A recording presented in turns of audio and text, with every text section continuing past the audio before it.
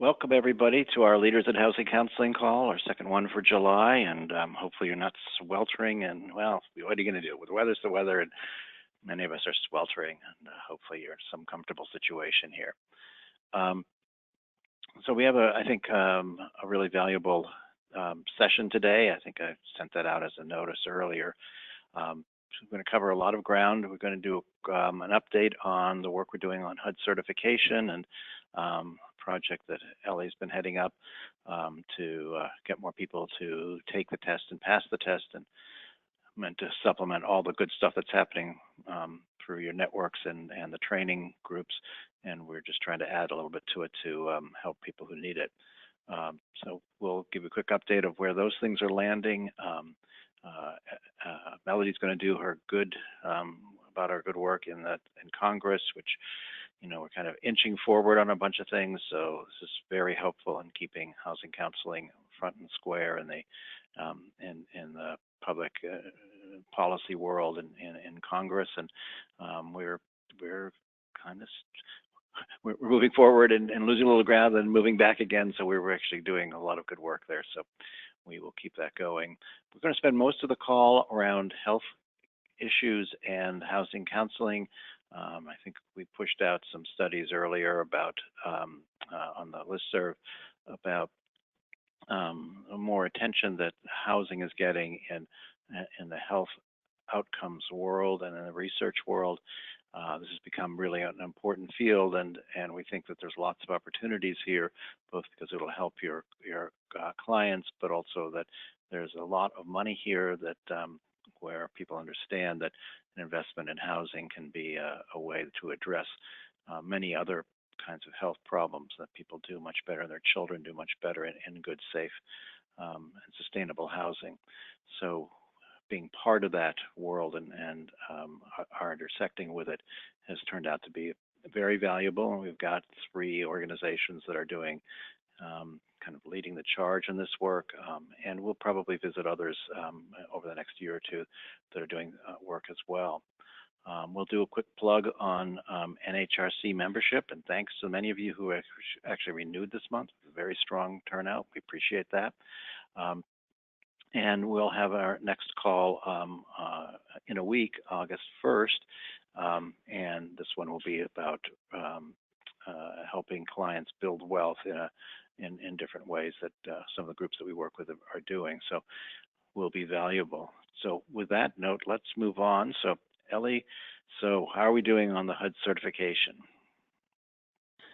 So we, for those of you that were on our last Leaders in Housing Counseling call, we had over 300 people on to hear about some of our tips and tricks and best practices to get people across the finish line, passing the exam. And one of the things that we're doing, NCRC and NHRC, we are working together to create study groups, and 132 housing counselors signed up for the opportunity to get placed into a study group. So Evie Joke from NCRC and I are working through the spreadsheet and figuring out how to place people into study groups. Looks like we're going to have 25 different study groups, and we'll be getting information out to those folks within the next week. I reached out to all of the people who volunteered to be group leaders just to make sure that they knew what they were getting into and that they wanted to actually do that. And we'll be, as I said, putting the groups together.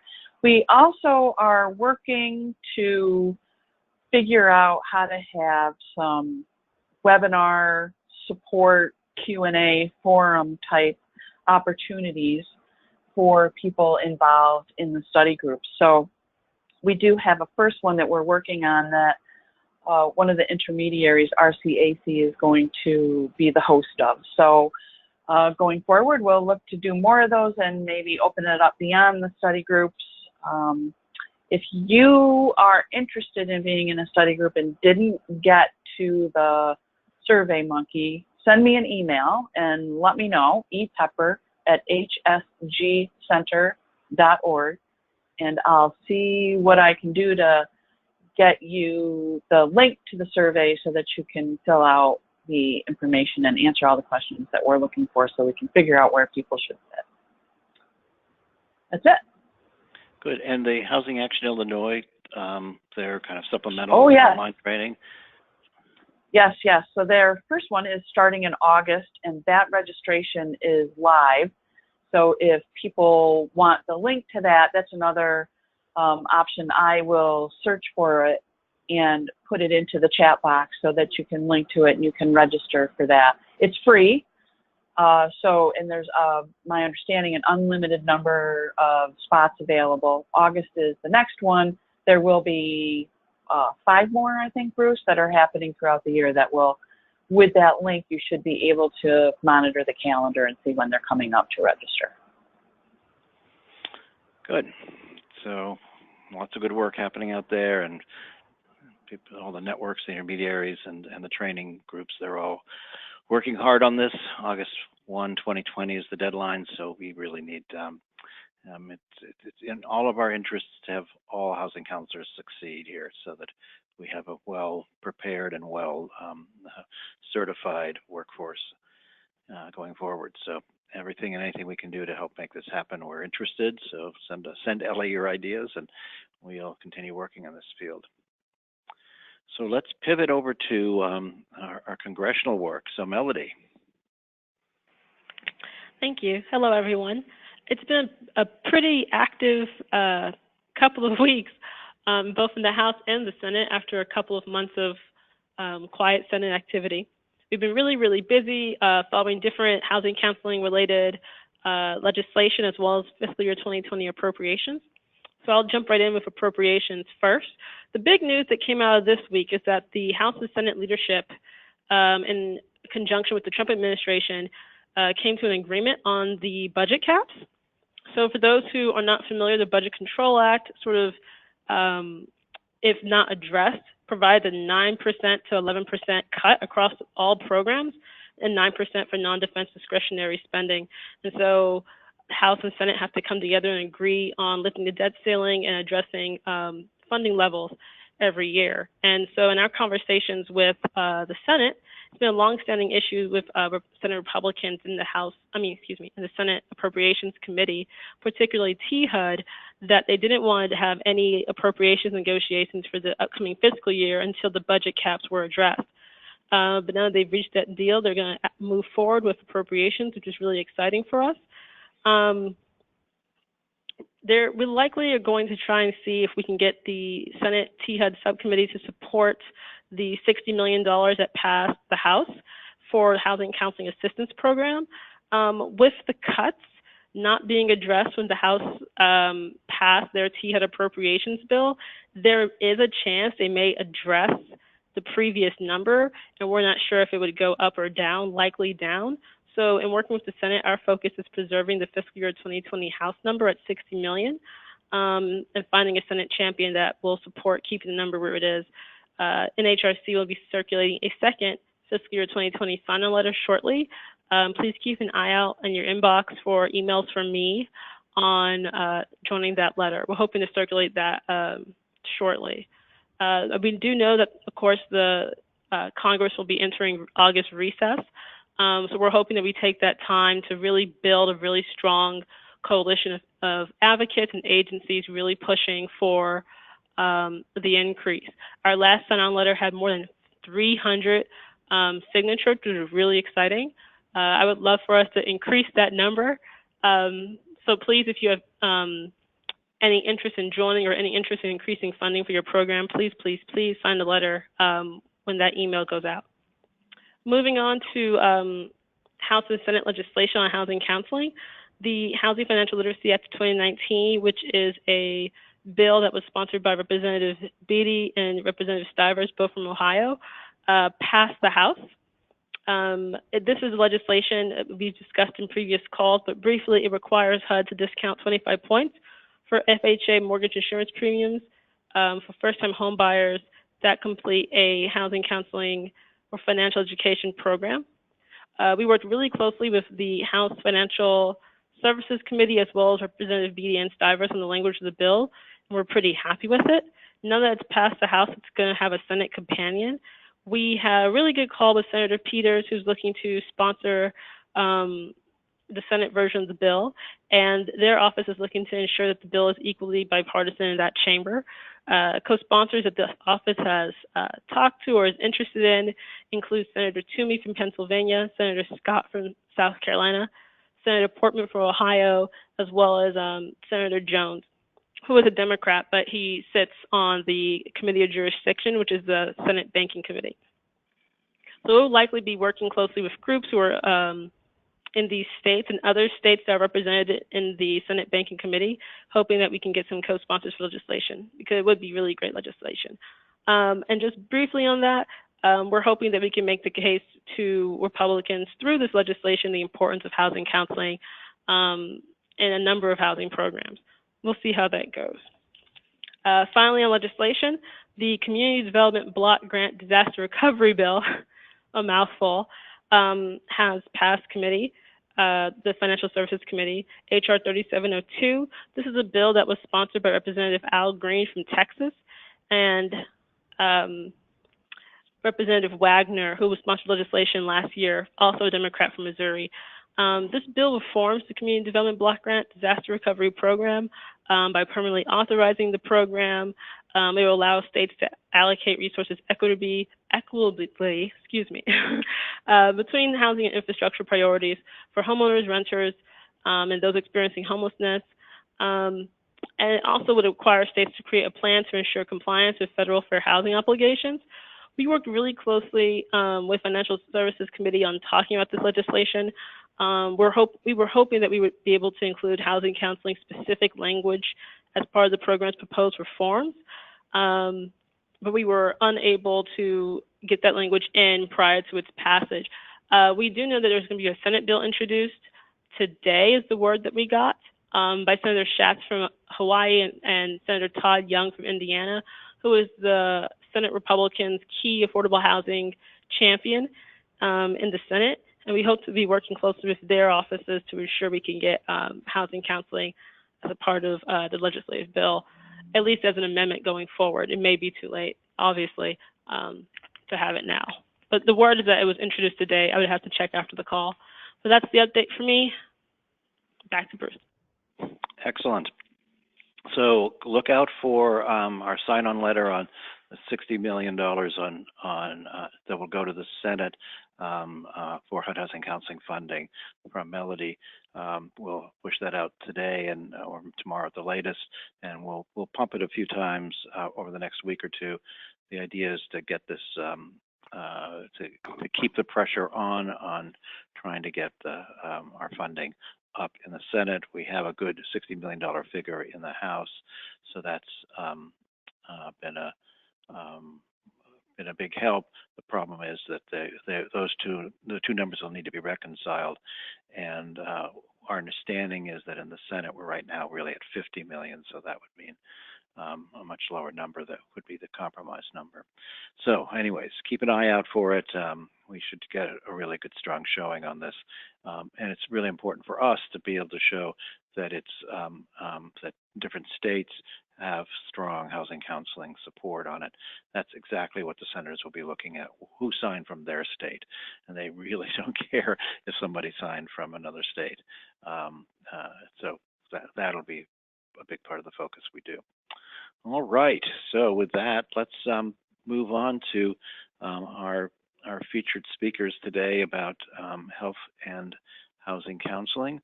So Ellie, why don't you take it over? Thanks, Bruce. Hi, everybody, again. So we've been hearing about the importance of financial health with and how that impacts people's physical health. So we saw some studies, as Bruce mentioned. He sent some along in email. So we thought it would be a good idea to talk with and have some groups present on work that they're doing in this space. So our first presenter is Scott Carroll. He's the Deputy Director at Clarify, and Scott is going to report on the results of a pilot project that they recently completed and some key lessons that they learned. Scott. Thank you, Ellie. So today I'm going to talk about a pilot project that we did for about 1.5 years, and just talk about, how we got interested in doing that work, review sort of the program and how it worked, talk about the obstacles that were encountered during that program, and as well as the outcomes that came from that. And then finally, what I'll do is talk about our path to getting to that program, sort of how we ended up becoming involved in that. So if we could go to the determining the needs slide, what we did was we have had a long history as an organization of partnering with researchers and just being integrated into the Philadelphia region and those communities. And so we have, at some point, we entered into a focus group study with a partner foundation that focuses on community health. And what we did was do focus groups that explored the idea of those financial services and would those be a good idea. We got 21 residents who, when we asked them the questions of, would you be interested in this kind of service being provided at the health clinic, those residents provided a very positive view of that. When speaking with the center staff members, what they indicated was that, something we've all learned, which is that patients who are, in that setting talked about the stress of medical bills and unemployment, and basically just illustrated how clearly financial troubles and medical issues, health issues were closely tied. So, based on those discussions, we determined that, the stakeholders who we were interested in serving clearly wanted to see a program tried, at least, that served patients in those clinics. So what we did in terms of starting the program, the next slide will help us look at that. We launched what we called the Medical Financial Partnership in 2015 at a federally qualified healthcare center in Philadelphia called Rising Sun Health Center. And what we looked to do was basically take a financial counselor and integrate them into the service staff. So these service staff, of course, they have nurses and medical aides, attorneys, social workers, and behavioral health professionals. And something that Philadelphia and many cities have been focusing on is nutritionists as well, in trying to help folks eat well as well. So the idea was to add a financial counselor to that service team. So they attempted to integrate into that team. And over the course of the time that they were at the financial, at the Rising Sun Health Center, they had served about 300 clients with a variety of services, mostly financial health, but of course, a lot of housing as well over the 2 years that they were in that program setting. So, what was faced during the time that the counselor was there was there's a mix of obstacles and enthusiasm. So the leadership of the organizations really put together this idea. They were the ones who were on the front lines of the, paying for and sort of directing resources at the research that found this correlation between these two.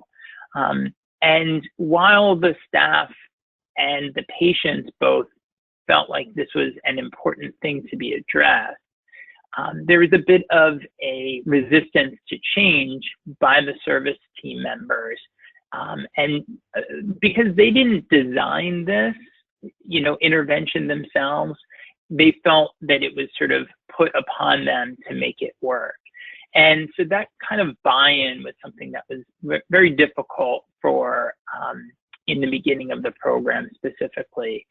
It often created a method where our counselor would, not see a lot of referrals coming through.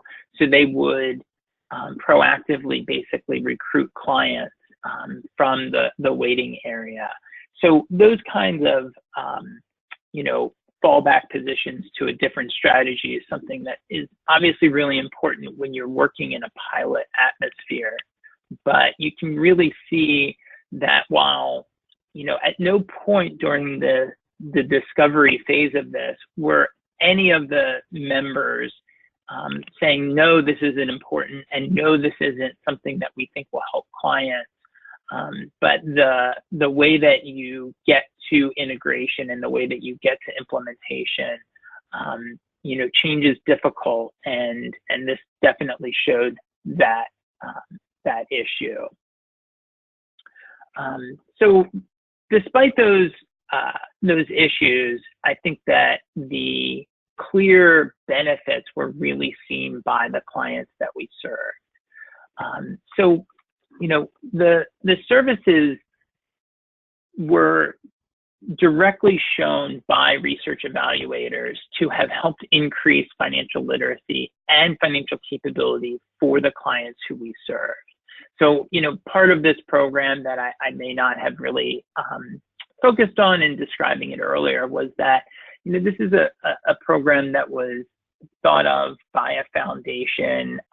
It was a collaborative of leaders in health and the foundation and Clarify. And in order to make sure that this, pilot showed the benefit or didn't show the benefit, evaluators were brought in from the beginning and, helped build the way that we evaluated the program. So the formal evaluation showed that participants who were very familiar with the content of their credit report, that rose dramatically, because these are folks who, most of the time don't have a view of their credit report. And that just having that is a significant impact to addressing your financial issues for a consumer. So, you can see the dramatic increase in the amount of savings that people had. These are things that are built by the relationships that counselors create with clients, and helping people learn to focus on what it takes to create savings. While there isn't as significant, participants who were worried about their finances all the time, which is something that a lot of these clients come in, there was a significant reduction there. Obviously, you would want to see that reduction be higher, but it is something that, a meaningful change according to the evaluators in terms of the number of people who are seen. The impact was definitely had on a lot of individuals who, maybe because they had spent time addressing those issues, were less consistently concerned and anxious about their financial state, which is really all very positive. Our clients are always happy to receive services, and there are times where we cannot impact their finances in a terribly positive way. Sometimes clients just don't have a lot of good choices, but having somebody who can make you feel that you are doing the best that you can and making one or two very small changes can really help people focus their attention where it's deserved, rather than on useless anxiety, which is really helpful to a lot of the folks that we serve. So lastly, I want to talk about how we got involved, which I think is of interest to a lot of people. So before this, all the way back in 2009, we had worked with a researcher who, when the financial crisis came, wanted to identify what the correlation was between the individuals who are at risk of losing their home and have depression. And what was found was that it was a significantly higher rate of depression among people who were facing foreclosure. There were also ancillary findings about, cost-related healthcare non-adherence and food insecurity, where, if you can't afford your home, you also are cutting in other areas. A lot of, folks probably are, listening to this are aware, people cut on medication as one of the things that they do to try and, it's a strategy that they use. So we got involved all the way in 2009. And in 2014, we started working as licensed health insurance navigators. So we, as this program came out of our pursuit of helping clients in the community learn how to purchase health insurance and being interested in making sure that folks get insured. You can see another study there that we've done since this program concluded in 2016. We did another study with the University of Wisconsin, which was about health and finance and paying for prescriptions. Again, that same issue of prescription adherence and poor finances. So the road to getting here is really about being at the table and being interested in talking to people about these issues in the different fields in which people are studying it. That's it. That's great. Okay, so we'll take questions at the end. There aren't any specific questions right now at any rate. So we're going to move on to Sonia Edwards, who's the Director of Financial Counseling at ESOP. And Sonia is going to tell us about a pilot project that they recently launched. Sonia. Thank you. So I'll start with, first of all, letting everyone know, for those of you that don't know, so ESOP 2 years ago, actually this month, became a subsidiary of the Benjamin Rose Institute on Aging. So that kind of led the way a little bit in our medical financial partnership, and I'll talk about that a little bit more. So if you could go to the next slide, I'd like to just start with our Senior Financial Empowerment Initiative and our integrated suite of services. And if you take a look at this model, this is really the programs that we deliver every day for older adults. And what we learned a couple years ago is if you meet people where you are, and we started embedding this service model different places. So we started embedding in senior centers. So when we merged with the Benjamin Rose Institute on Aging, what that did is it opened the doors for us. We now own 7 senior centers. So we are able to take this model and be on site at 7 senior centers. We are also on site and embedded at one of our inner ring suburbs. And what we found is much better pipeline to services, much better outcomes by meeting particularly older adults where they are. But I think we know that with all of our clients, right? When you meet people where they are, you're going to have better outcomes. And around the same time, in our housing side, we were doing lunch and learns, even though it was financial work, we were doing lunch and learns at our local hospital, and that later kind of led to some other work. So if you go to the next slide, I'm just going to continue to give a little bit more background of who our clients are. So our average clients are making just under $14,000 a year. Almost 50% of our clients are between the ages of 66 and 80 years old. 79% of them are female, and 74% are African American. And the next slide will show some of our outcomes from 2018 for our financial counseling programs. Again, just under $14,000 a year. The average decrease in debt was $27.59. Decrease in monthly expenses, $226. Increase in savings, $268.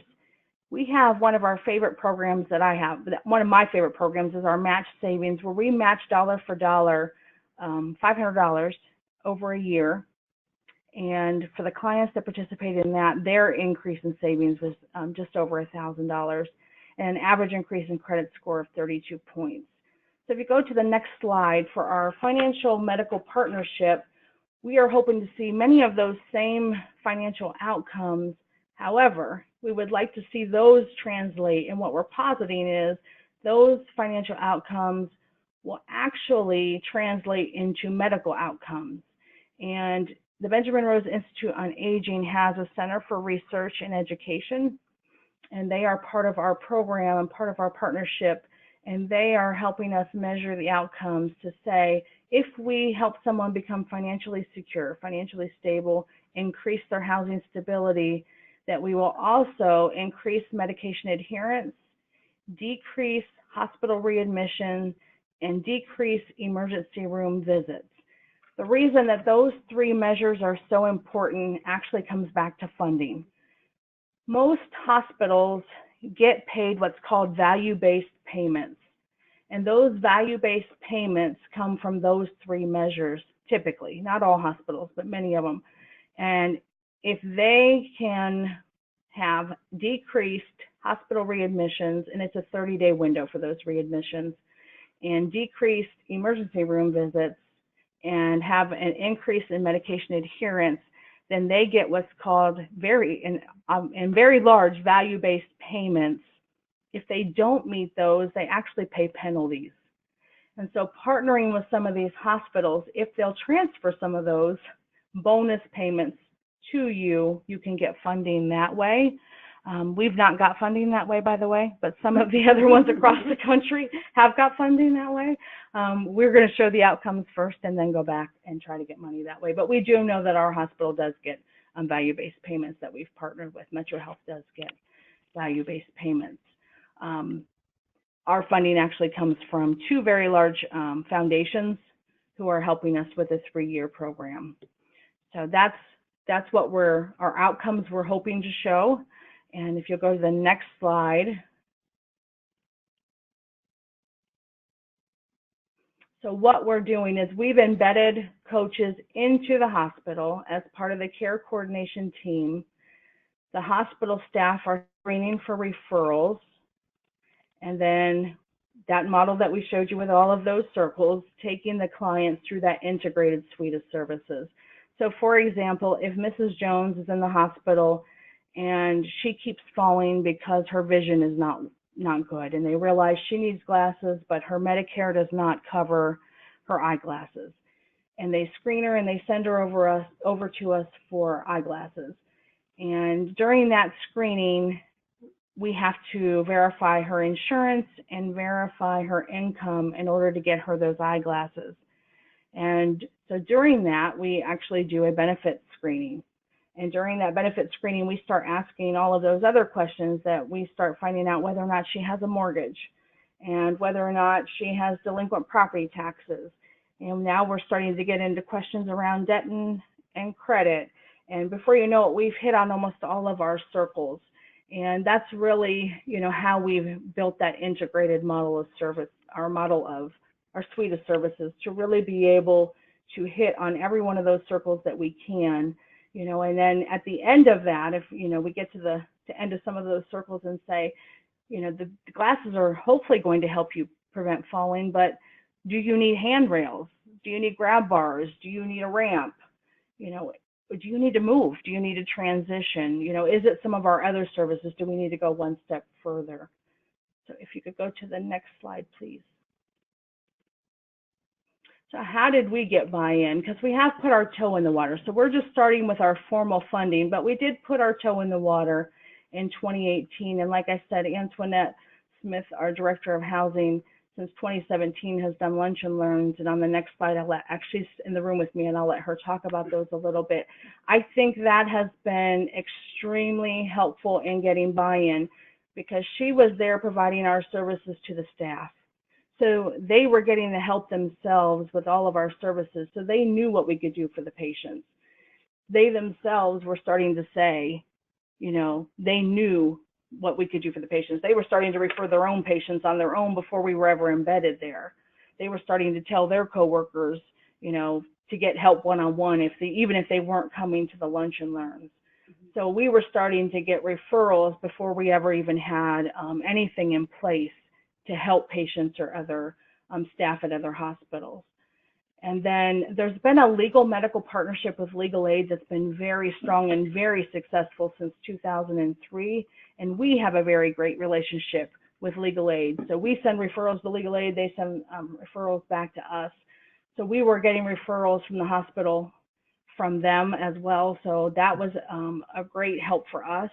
And then the fact that the hospital built the screening questions into their own system. So they're already asking some screening questions and they just put our 2 questions right into theirs. So it's not an additional step that they ask their staff to do. It wasn't much of a change to their current system. It just changed an additional referral out is really where the change was to their system. We did train the hospital staff, but they were very open to that. We got buy-in by being there, seeing them, trying to keep the same people. So it's not like we have a whole bunch of different staff and they're the different people all the time. We try to keep the same staff on site. The other thing is Benjamin Rose, our parent organization, has worked with the hospital for a very long time as well. So that the reputation and their work together has helped us tremendously. So I'm going to let Antoinette talk a little bit about the Lunch and Learns and the outcomes and the partnership that they've had. Just the next slide, please.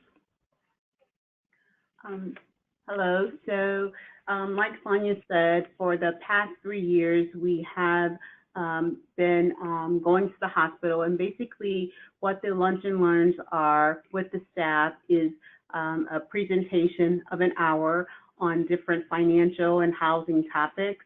And so what I've found in that relationship and going in there and working with the staff, and for those of us that are in the housing counseling world, you know, we're in it, and so we're doing it, and so we just assume sometimes that people know about, you know, housing counseling and our services as much as we, you know, try to get the word out there, but many people still do not know about housing counseling. And so what I found when I went into the hospitals is that, okay, what do you guys do? Oh, I didn't know about this. You guys help with foreclosure? Oh, you know, I could have sent my mom here, you know, or I'm going to, you know, go there. So these are nurses, these are doctors, these are,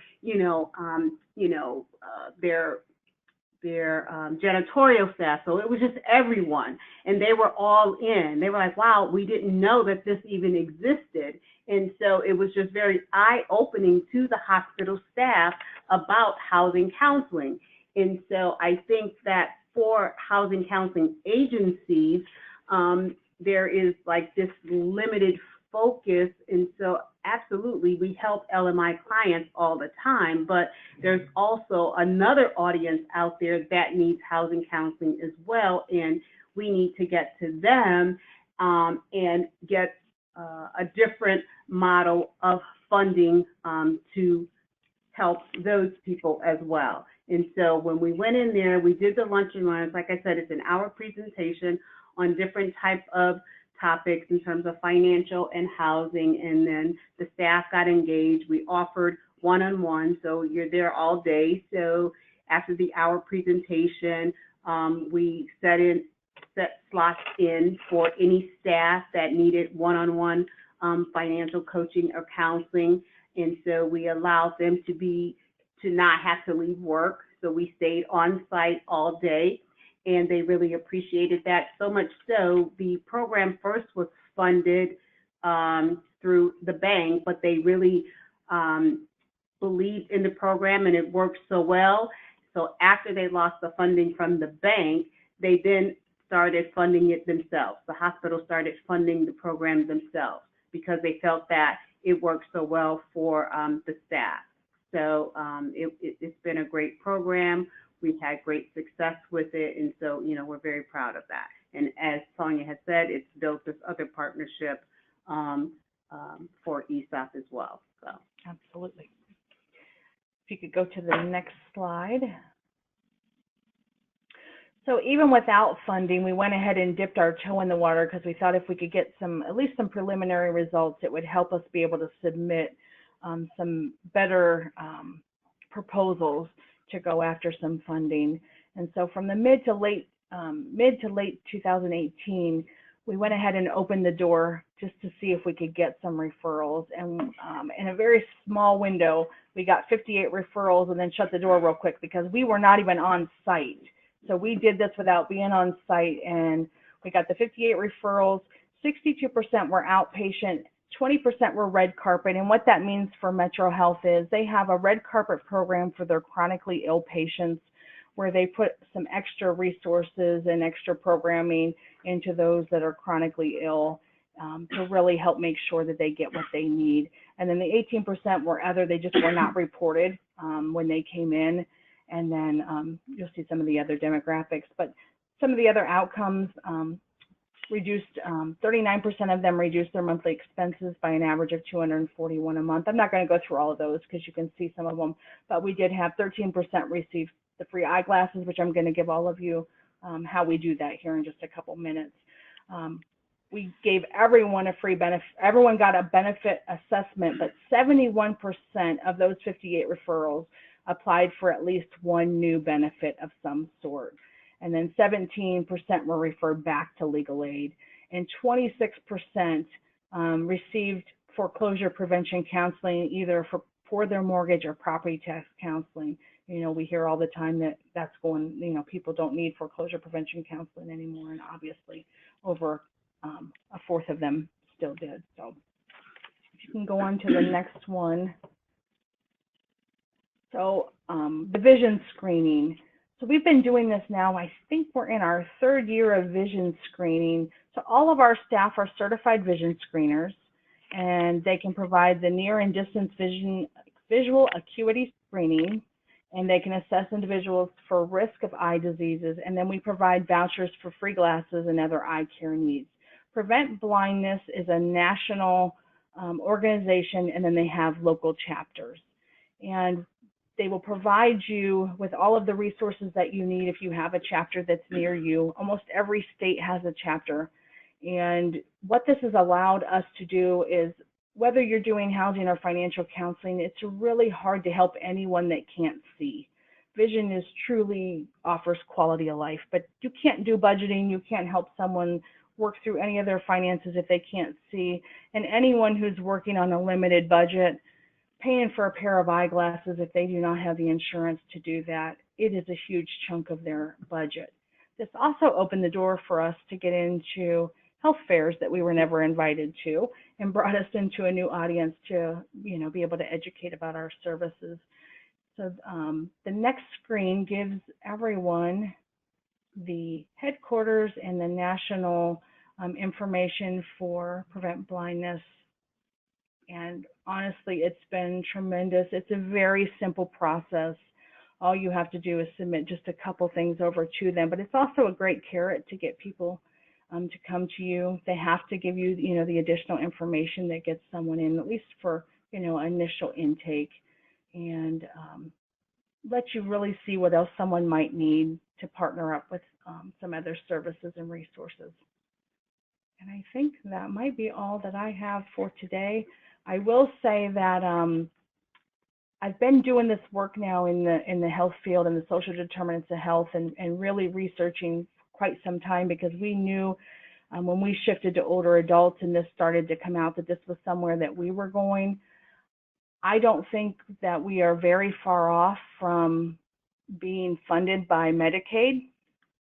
I think that the social determinants of health, they're starting to pay for some of them. And I think that financial counseling and housing counseling is just on the horizon.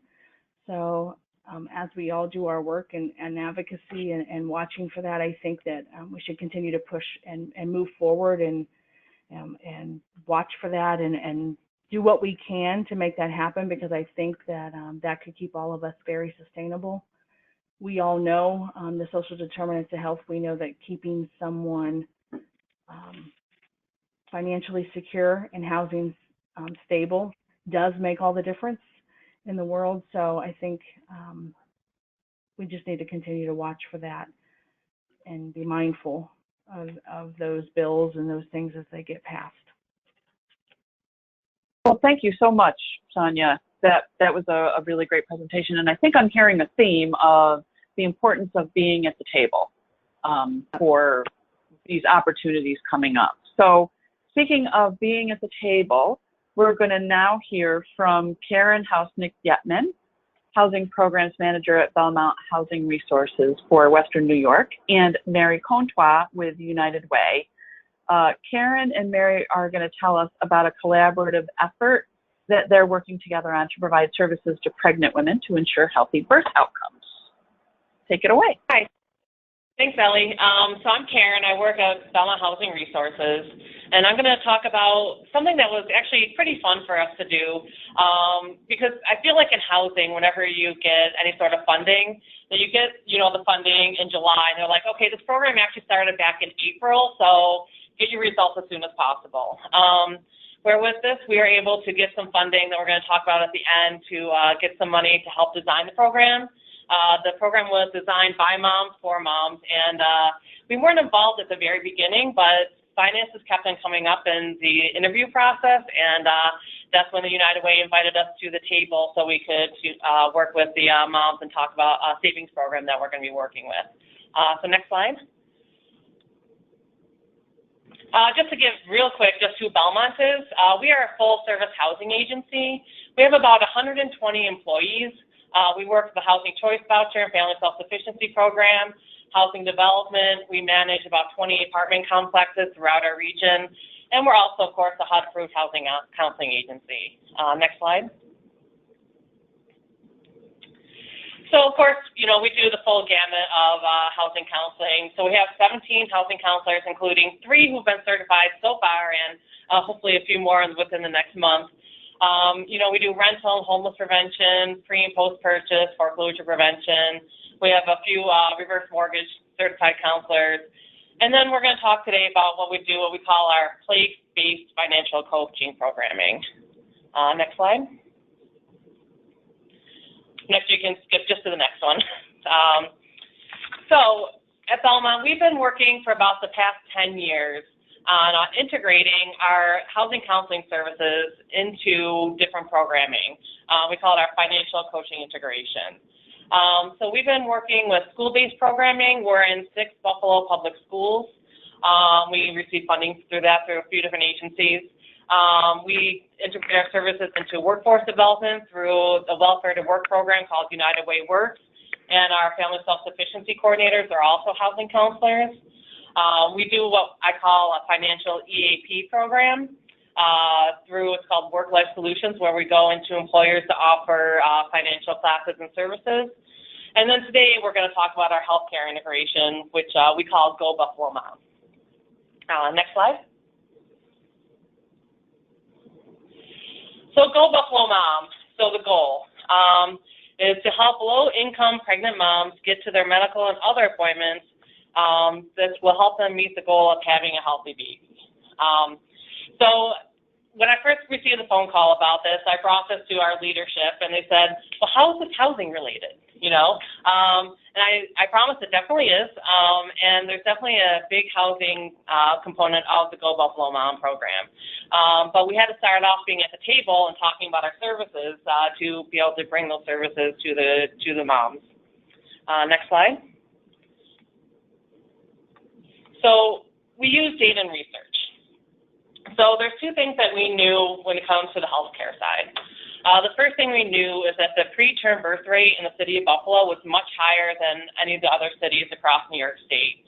So you can see we're at about 11.5% compared to anywhere from 8 to 10% in the other major cities within New York State. The other thing we knew in Buffalo is that women were lacking prenatal care in the first trimester, which actually is one of the predeterminants to possibly having preterm birth. So we knew these 2 things, as well as, if you go to the next slide, we knew that there was a lot of financial instability within our community. So just to let you know, the population in the city of Buffalo is about 260,000 people. We know that over 30% of those live in poverty, that more than 130 of those indicate that they're struggling financially. And we know that throughout the city of Buffalo, that about 17% of the families are unbanked. And in some of our target neighborhoods, more than 26% of those families are unbanked. So there's financial instability, not a lot of banking going on, a lot of the subprime and fringe financial services. So we wanted to see what we could do to kind of bring this and help moms have full-term births. So I'm going to turn things over to Mary Kay, and she's going to talk about how the partnerships and the different agencies came together. Good afternoon. I'm Mary Kay Contois. I'm the Director of Health Initiatives at the United Way here in Buffalo. And as you can see from our slide, we have many partners involved, and this came from our coalition. United Way has a coalition called Healthy Start. There are about 50 organizations working to improve children's health. We are very concerned about those high preterm rates. And we held some focus groups with low-income moms, and we found that transportation was an issue. Of course, there was no surprise to anybody. And as we know that mothers with inadequate prenatal care are 1.5 times more likely to experience a preterm birth. And we also knew that one agency couldn't solve this issue. And so as you see, we have Belmont on finance. We have our large health systems who are competitors who come to the table and help us plan, and the interventions are happening in their clinics. We have our prenatal perinatal network, and then we have our transportation planning group also at the table. The health systems, insurance plans are watching us and giving us advice also in this. Next slide, please. So one of the things that we wanted to do was to use human-centered design thinking. This is about designing a program. And it was adapted from businesses, really from the tech field. They use a lot of human-centered design to design our phones and our tablets and all these things. And so there are organizations in our country who would like to see us using this design approach for human services. And it really starts with the customers. And it also is iterative. And so you're planning and you're incorporating services at the same time, and you have a lot of prototyping, but the biggest thing is you're co-designing this with the people who are going to use it. Now, next slide, please. So our early research, we interviewed 47 pregnant moms and mothers with young children, went to clinic waiting rooms. We carved out this time. It was really important for us to be with moms. We made it a priority. We needed to really dig deeper from focus groups that we had. We wanted to know why and how was transportation an issue. And so we learned a lot about bus unreliability, and the length of the trip was long, and affordability were really complicated by pregnancy and also by families, strollers and getting their other children to appointments with them. Next slide, please. So the savings behavior really wanted to address affordability. We knew that moms were spending more money on their transportation in a month than it cost for a single bus pass because they couldn't afford the upfront cost of $75. So when we were trying to pull together a prototype, we looked at our match savings program that already existed at Belmont for housing, and we built this component around it, establishing bank accounts, establishing relationships with financial institutions, and putting people on a path for future savings. Next, please. So this is the real difficult, challenging piece. How do you co-design with people who you might not have a lot of time to co-design with? So we were talking to pregnant moms in waiting rooms. We wanted to figure out how are we going to get the best information from them to co-design this program. And so we thought we'd gain the most insight for this prototype for savings with a questionnaire, a survey, because we had some very specific information we needed to get. We also had an existing program in place. Next slide, please. So we wanted to get those creative juices started when we sat down with moms in the waiting room. So we said, ride free for a month, stay for a lifetime. And we really had their attention with this. So this was our start. We talked a little bit about what we thought might be a program. Next slide, please.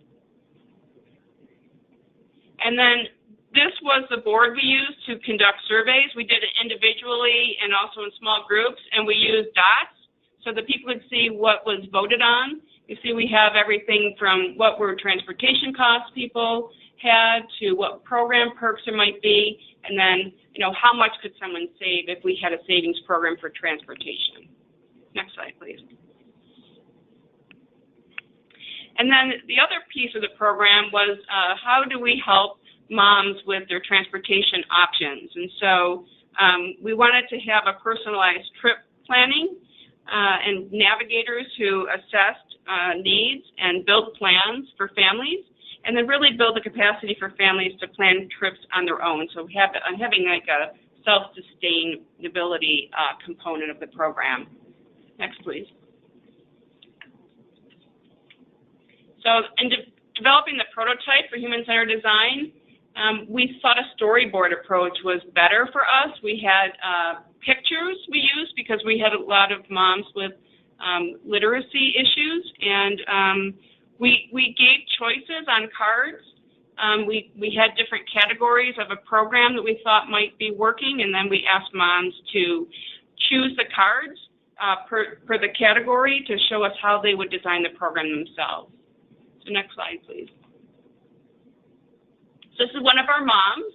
As you see behind her is a storyboard. So on the left are the categories, like where do I meet my navigator, or how long would I meet with them, what kind of assessment would they do, and you see the cards on the right that's what this particular mom chose. She designed the program. There's front and back, so there's more than this. She designed the program, and every mom that we talked to designed their own program, and then we pulled all this together to design the first real prototype. And just something that we learned was that our own lens, we all have cars, even though we had community health workers who were really new to the workforce. Sometimes the options we gave made no sense to the moms who were low income. And so we were lucky to recover by including cards that were blank. So we got a lot of cards with their own ideas to help with that. But it was a real lesson learned that we really do need to talk to the consumers and get their input into the design from the beginning. Next slide, please. So this is the mom here, and mom comes to a OBGYN clinic from the 2 health systems that we're working with, and she gets into Go Buffalo Mom. She connects with a navigator. We have a navigator embedded in each of the clinics. The navigators call mom before her first appointment to try to get her there on a shorter term plan, and then meet with mom and assess her needs, and then creates this personalized transportation plan. You can see it in the middle there. That's what it looks like. It's really pretty. And I had to say, the mom before, when we showed her this design, about 6 or 8 months after we had first met with her to get her input, she grabbed that, she held it up to her heart, and she said, "Can I bring this home?" And so that really said to us that we did a good job with getting input from moms, because she felt valued, and it really was something she felt was going to work. And then the navigators assess the financial needs of moms and then refer them over to our savings program. I'm going to have Karen talk a little bit about that program. Yeah, so after the transportation navigators meet with the moms, we get a referral over. We have a financial coach who works directly in the clinics. She splits her time between the 2 different clinics each week. And we found that so far we've met with about 80 moms, and about 20% of them were homeless. So when work with a homeless family, first thing we do is we try to stabilize their housing so that to make sure they have a good, affordable place to live once a new life is in their house.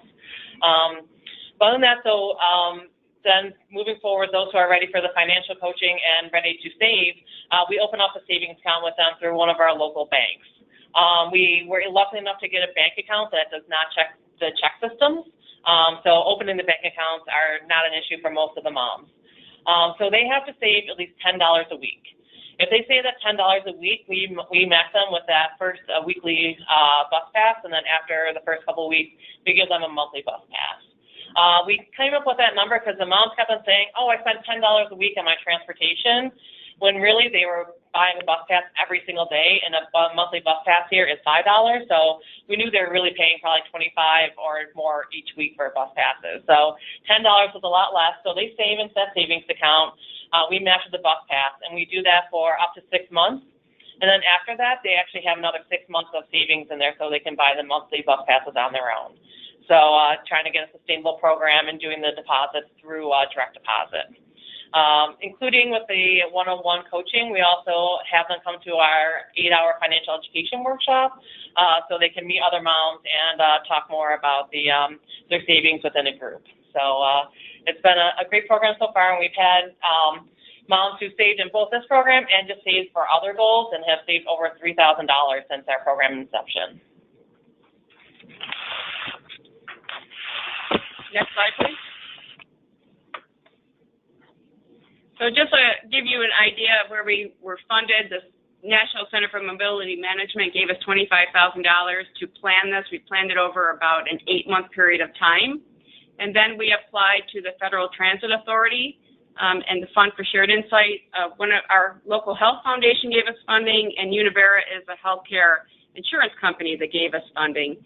And so we have about $578,000 for implementation. It's a 2-year pilot. Next What is slide, the please. Federal Transit Authority? That's the Federal Transportation Group. So this they're would be available federal. around the country, They're national. and it's a federal government program. Federal government, right. So it's the federal government that oversees all transportation in our country.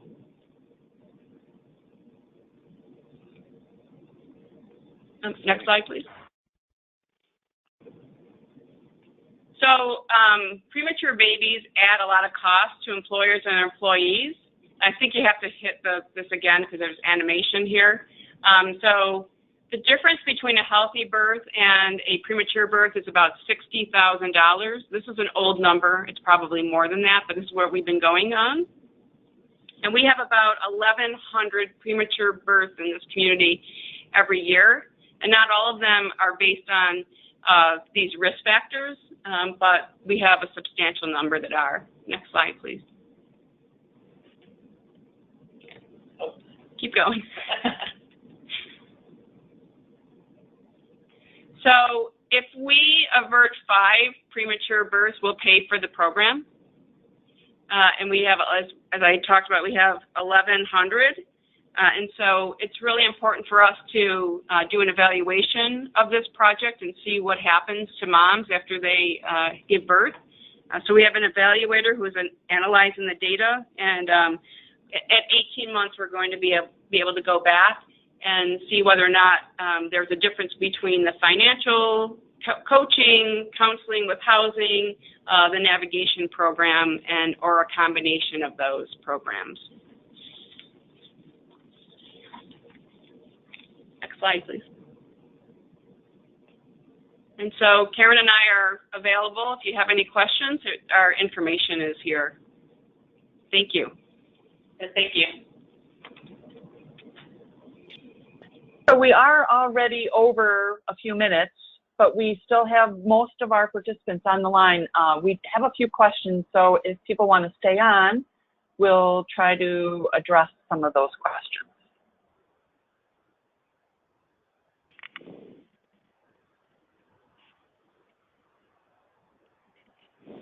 So Melody, do you want to? Yeah. Yes, if you can just give me a moment. Okay. Good. Well, I'll just say while we're on hold here that this has been a fascinating hour, and thank you for the excellent programs that people are doing here. A few things that jump out at me is the substantial amount of money that's available, this idea that Medicaid might be a place to do financial counseling, something we will explore. The Federal Transportation Authority is a transit authority is an important opportunity for, obviously this won't happen everywhere, but you know, these are terrific and very valuable models for how to do this. I think we've heard in all 3 presentations how important it is to be at the table. So I think what that means is that you are parts of coalitions or partnerships that are discussing how to deliver healthcare more effectively. And by being at the table, then you both can introduce ideas and hear about opportunities that you might be able to develop leadership on. I mean, the other thing that's really striking to me is about how high impact some of this work is, that the deep amount of savings that people are doing, the fact that you can impact the early date births, things like that are really valuable to the family as well as to the broader society. I mean, these are really great opportunities here. And I love this idea of using eyeglasses as the entry place in order to get people to to participate in financial counseling. You know, what a great opportunity. Apparently, this is around. They're available not in every state, but in many states. The prevent blindness mechanisms. I think these are all things that are very valuable that we can that organizations can explore. So, Melody, you ready? Yes. Question for clarify, what is the cost of your project and was it funded by the foundation you mentioned?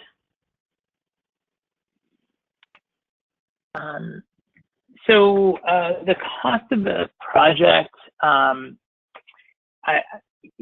don't have that number off the top of my head, but it was deep into six figures in terms of paying for the counselor's time, the evaluation time, and some of the other resources that we needed to get that off the ground. So it was a couple $100,000, and that was underwritten by a health foundation in the Philadelphia area. Thank you. Are there any agencies locally in Chicago or the outlying areas providing financial counseling with health-related organizations?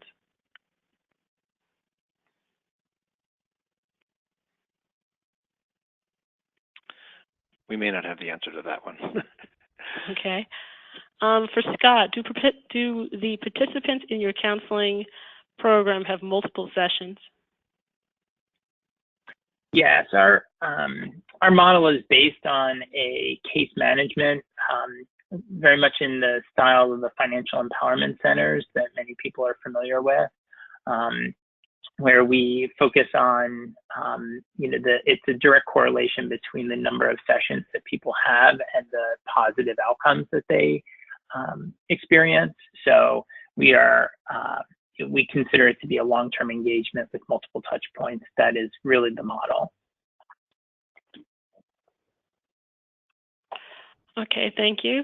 Final question for Sonia. You have referenced value-based payments. The medical facility meets those three critical measurements. They will receive funding. Who exactly makes that payment, and is it from insurance or foundations? So those payments come from the Center of Medicaid and Medicare. Okay, great. Those are all the questions we have. There's one more that popped up. Ooh. Yeah, how many case managers does it take to run the program? Who was that question? I think that's back to Scott. Yes. How many case managers to run the financial health program? Yes. So the program that we did was really just one counselor in that location. So we generally have one counselor in a location. That's typically the model. So one of the things that I wanted to kind of bring to the forefront that came to my attention as we were planning this and as you were doing the presentations today. So Scott mentioned that their pilot project, they had some difficulty with buy-in from the staff at the healthcare facility because they were not aware of it. They felt like this was thrust upon them.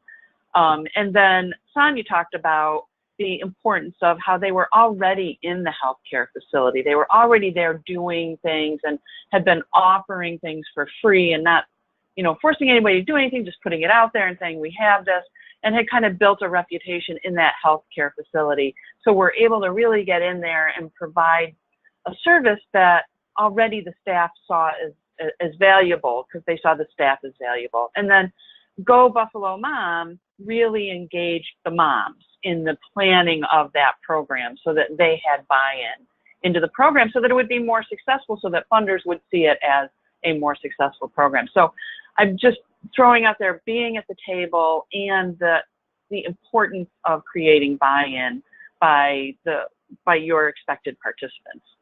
And Scott, I think, another question that kind of came up was whether or not this was a continuing program that you have going on right now. So this was a pilot. Yeah, this was a pilot program that started and ended, and I think that both we and the foundation that funded it were really excited about the conclusions. I think one of the conclusions was that while these services, the people who were at these clinics needed these services, the clinic itself might not be the ideal fit for the location of the services. So in future, iterations of this, what we've tried is, like in the study that I mentioned with University of Wisconsin, we were pairing those services with that population, but pairing it outside of the actual location. So, you do these pilots and you learn from them, and then you try and take those learnings and adjust the next time you engage. And I think if I remember, Sonia, you said that you actually worked with Clarify in the development of your current pilot.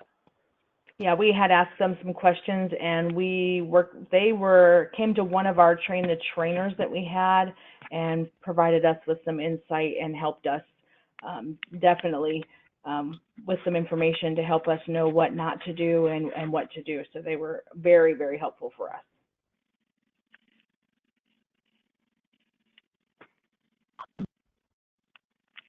Great. I think that's all the questions. Great. Well, thank you very much, everybody. This was pretty exciting, and we will revisit this topic in the future. Very helpful stuff. So quick reminder about a picture's worth 1,000 words, and we will continue using these, so we'd love to recruit yours. Another quick reminder about our membership. Join NHRC, and we'll be able to continue offering things like this. So please, we need your support and participation. We've already got 160 plus groups that are members, and we could still use your group if you're not a member already.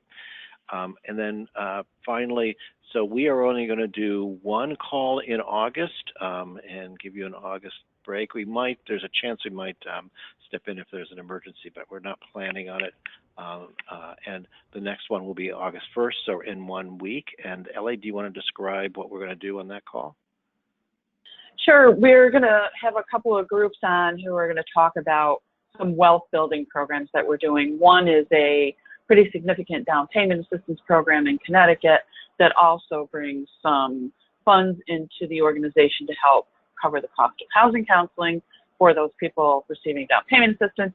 And the other is a program that works with people who are accessing the VITA site in order to apply for the Earned Income Tax Credit, and working with those folks on financial capability.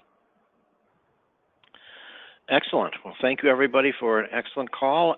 We will talk to you in a week with all those topics. Great. Bye.